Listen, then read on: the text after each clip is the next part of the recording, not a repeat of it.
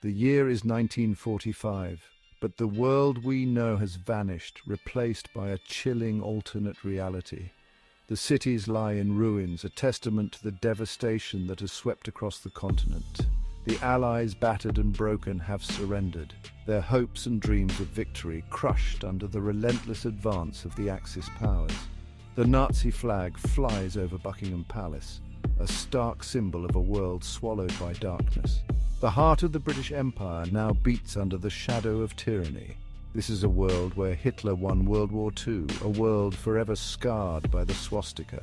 His vision of a thousand-year Reich has become a grim reality. Imagine a world where the promised liberation never came, where the light of freedom was snuffed out before it could shine, where the jackboot of Nazi oppression crushed the very soul of freedom. The people live in constant fear, their every move watched, their every word monitored, where the whispers of dissent were silenced by the chilling efficiency of the Gestapo, their methods ruthless, their reach unending. This is the chilling reality we must confront as we delve into a world where history took a darker turn, a world where the course of events led to an unthinkable outcome. The air hangs heavy with fear and uncertainty. The once bustling streets are now eerily silent, a ghostly reminder of what once was. The streets, once vibrant with life, are now patrolled by stern-faced soldiers in black uniforms. Their presence a constant reminder of the oppressive regime. The laughter of children has been replaced by the chilling echoes of marching boots. Playgrounds stand empty, a stark contrast to the joy they once held. This is a world where hope has been extinguished, replaced by the cold, hard reality of Nazi domination. The spirit of resistance crushed under the weight of oppression. This is not a world we would recognize. Landmarks we once knew are now draped in symbols of hate, their meanings twisted beyond recognition. It is a world twisted by hate, consumed by fear, and ruled by an iron fist. Propaganda fuels the fire of division, turning neighbor against neighbor. It is a world where the very essence of humanity has been extinguished, replaced by the cold, calculating logic of Nazi ideology. People are reduced to mere cogs in the machine of war. This is the world we must explore, a world we must understand, so that we may never repeat the mistakes of the past. By remembering, we honor those who suffered and ensure that such darkness never falls upon us again. Mankind. Hitler's ambitions knew no bounds. He envisioned a vast German empire, stretching from the Atlantic to the Ural Mountains, a thousand-year Reich where the Aryan race would reign supreme. Europe, in his eyes, was just the beginning. His ultimate goal was nothing less than world domination. The conquest of Europe was merely the first stage in Hitler's grand strategy. With Europe under his control, he turned his gaze eastward, towards the vast resources and landmass of the Soviet Union. The East, he believed, held the key to achieving his dream of world domination. The fall of Europe allowed Hitler to consolidate his power and amass his forces for the next stage of his conquest. He rallied his people, promising them a future of prosperity and dominance, fueled by the spoils of war and the subjugation of inferior races. The world watched in fear as Hitler's war machine prepared for its next conquest.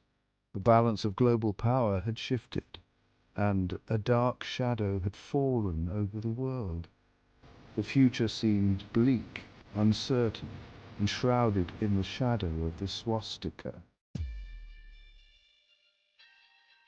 Section 4. The Iron Heel of Ideology, the New World Order.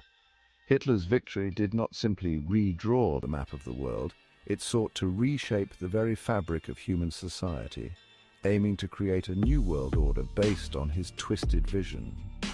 The Nazi ideology, a toxic brew of racism, anti-Semitism, and twisted nationalism, became the law of the land, imposed with brutal efficiency on every corner of the conquered territories.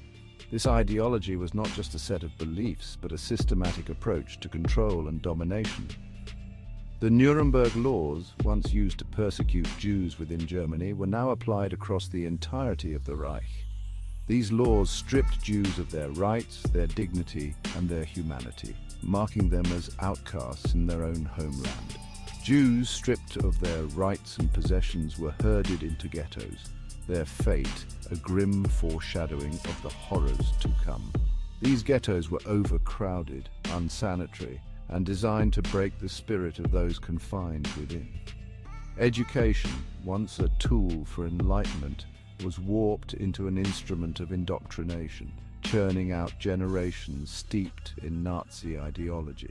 Schools became breeding grounds for hatred and intolerance, where children were taught to see the world through the lens of Nazi propaganda. Textbooks were rewritten, history revised, and children taught to worship Hitler as a godlike figure. The youth were molded into loyal followers, ready to serve the regime without question. The Nazi regime's control extended to every facet of life. From the streets to the homes, every aspect of daily existence was monitored and regulated to ensure absolute loyalty. Culture, art, and media were all brought under the control of the state, used as tools to glorify the Nazi Party and promote its twisted ideology. Artists and writers who did not conform were silenced, their works banned or destroyed.